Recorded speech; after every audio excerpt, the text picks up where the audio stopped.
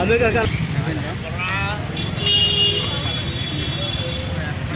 చెప్తాను ఇక్కడ ఎక్కడ ఉందంటే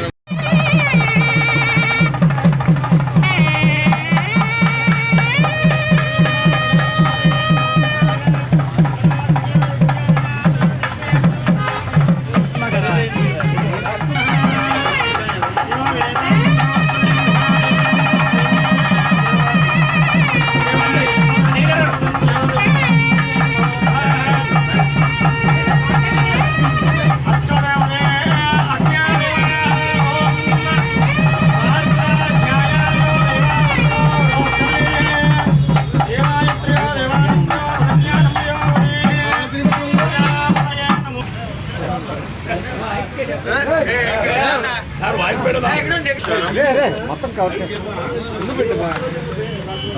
డౌన్ చేయి మెట్రో డౌన్ చేయి వాజీ డౌన్ చేయాలి. గౌరవ ముఖ్యమంత్రి వైఎస్ జగన్మోహన్ రెడ్డి గారు విశాఖపట్నాన్ని ఒక అంతర్జాతీయ నగరంగా తీర్చిదిద్దాలి, ఆధునిక వసతులతో మౌలిక వసతులకు సంబంధించి ఇన్ఫ్రాస్ట్రక్చర్ సంబంధించి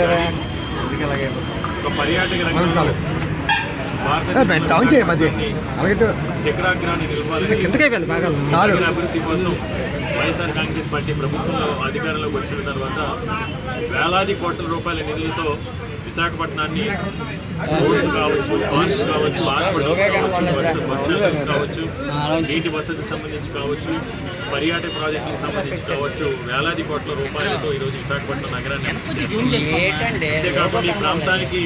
అభివృద్ధి ద్వారా ఈ నగరంలో మౌలిక వసతుల కల్పన విషయంలో కానీ, బ్యూటిఫికేషన్ విషయంలో కానీ పెట్టుబడులను కూడా పెద్ద ఎత్తున విశాఖపట్నం ఉత్తరాంధ్ర ప్రాంతానికి ఆకర్షించే విధంగా ఎవరైతే పెట్టుబడిదారులు వస్తారో జాతీయ అంతర్జాతీయ స్థాయిలో, అదేవిధంగా చుట్టుపక్కల ఒరిస్సా, ఛత్తీస్గఢ్, బెంగాల్ నుంచి, తెలంగాణ నుంచి, తమిళనాడు నుంచి వచ్చే టూరిస్టులు కూడా అనుకూలంగా ఉండే విధంగా, ఆహ్లాదకరంగా ఉండే విధంగా ఇప్పటికే వైఎస్ఆర్ కాంగ్రెస్ పార్టీ ప్రభుత్వ ఆధ్వర్యంలో అనేక కార్యక్రమాలు చేపట్టడం జరిగింది. అందులో భాగంగా బీచ్ రోడ్డుకి ఈరోజు మనం చూస్తే కోస్టల్ బ్యాటరీ దగ్గర నుంచి భోగాపురం వరకు కూడా బీచ్ రోడ్లో కొత్తగా ఒక 7 బీచ్లు ఏర్పాటు చేసి బీచ్ల ప్రజలకు అందుబాటులోకి, పర్యాటకులకు అందుబాటులోకి తీసుకురావడంతో పాటు ఇప్పుడు కైలాసగిరి, మున్సర్లావా ఇలాంటి టూరిస్ట్ స్పాట్లతో పాటు అరకు, బొర్రా కేవ్స్,